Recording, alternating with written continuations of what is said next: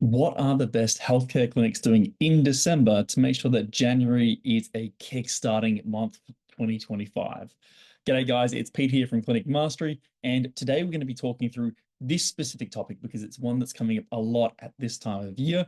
And what I'd like you to do before we get stuck into this, please like and subscribe, leave a comment, whatever you do. It helps us to reach more people and to create a bigger impact. Thank you so much for doing that. Let's talk about what are the best clinics doing at this time of year. So coming to the end of November into December, how are they preparing for January so that January kicks them off to an amazing new year? Because let's look at two scenarios here. And the first one is what happens in a lot of clinics and what used to happen in my clinic too. Now, you would go through December, you'd be really focused on making sure the books are full in December and trying to fill all those cancellations. And if you're anything like me, you'd make up excuses and reasons why, it can't be a good month in December. Granted, we are going to have some public holidays, maybe some closures, depending on the clinic.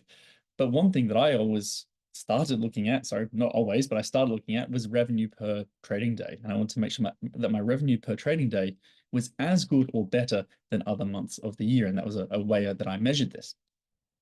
But just focusing on December is not going to start the new year really well, because by just focusing on December, a lot of the time, what happened was come January, came back from the break, looked at the diary and was like, oh, shit, what is happening here?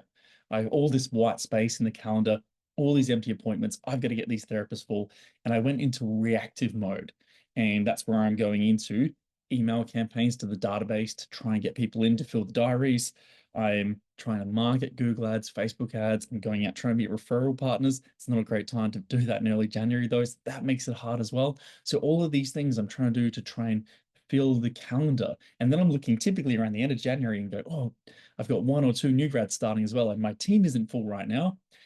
It was a stressful time, as I'm sure you can imagine. And the thing that changed for us, and the thing that's changed for a lot of clinics, and we look at what the best clinics do here, is in December, they're actively preparing for January.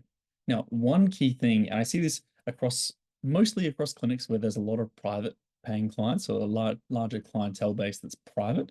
The NDIS funded ones, typically they're booked well ahead in advance, but we can get to those ones later anyway, because there are some nuances there.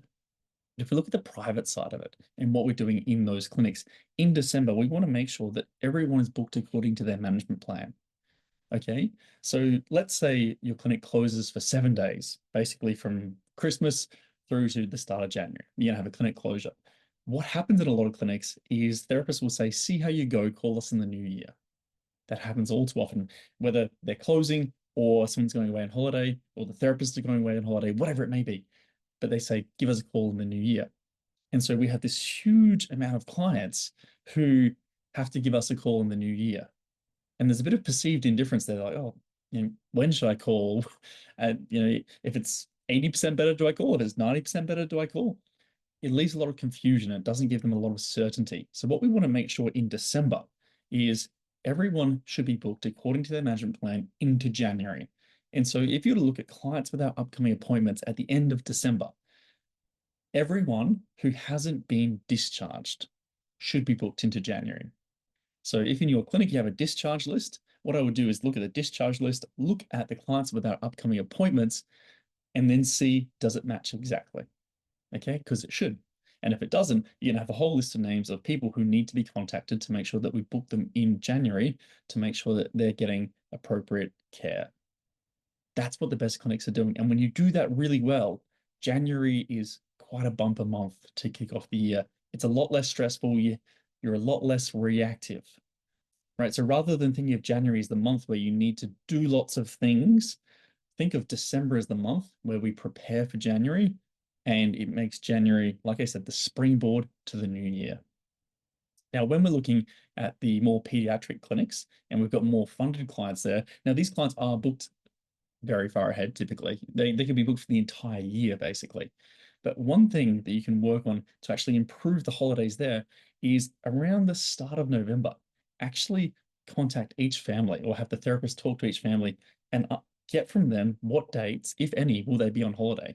so that we're not leaving it to the last minute or a week or two before to find out that this family or this child isn't going to be here for that week or those 2 weeks or those 3 weeks. Because the more notice you have there, the better it is and the easier it is for you to then fill those. Now, whether you're doing pulling people off the wait list, whether you're running groups, whether you're running intensives and extra sessions with clients that you're already seeing, with families you're already seeing. But it gives you time to plan for that. And so that's the nuance there, is I would try and give yourself as much time by understanding. Because if people are going away for 2 weeks or 3 weeks or 4 weeks, I can guarantee you, start of November, they know that that's happening. And so if you can get that information early, you can plan more effectively. So whether you work in a more private clientele base or whether you're more in the funded, in the NDIS, in the PED space, these are a few things to think about. And if you implement these well in November, in December, January is a great month. And if in January you're feeling good and you're feeling like this is a bumper month, this is going well, it's because look at what you did 30 to 60 days before, because that has set up this month.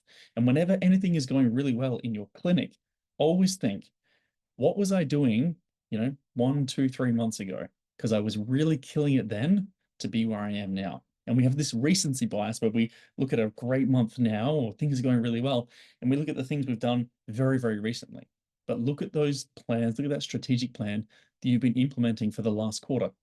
That is what got you where you are. And then thinking ahead to where you want to be in 3 months, 12 months, make sure that you're implementing those strategic plans and you're learning from this every year. Write down your learnings in January. What would you do different next year?